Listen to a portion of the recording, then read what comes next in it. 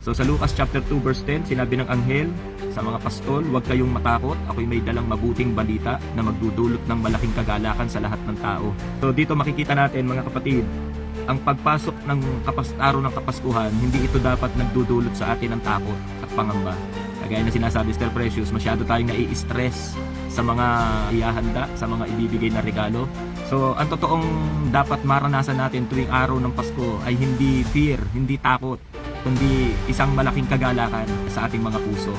Yung pakapanganakan ng ating Panginoong Jesucristo ay nagdudulot sa atin ng kapayapaan, ng kagalakan at hindi takot.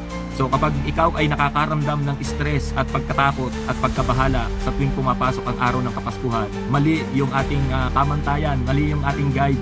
At hindi na tayo nakatingin, hindi na tayo nakafocus kay Lord, nakafocus na tayo sa world.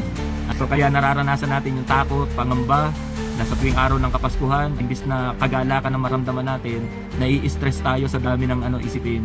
Pag ganito yung ating kaisipan, mali yung ating pong pananaw sa kapanganakan ng Panginoon. So nung dumating ang anghel at napakita sa mga pastol, ang sabi ng anghel, huwag kayong matakot. Ako'y may dalang mabuting balita na magdudulot ng malaking kagalakan, hindi pag-aalala, hindi kabalisahan ang dulot ng mabuting balita, kundi malaking kagalakan sa lahat ng tao. At ngayong araw ng Kapaskuhan, mga kapatid, huwag tayong matakot.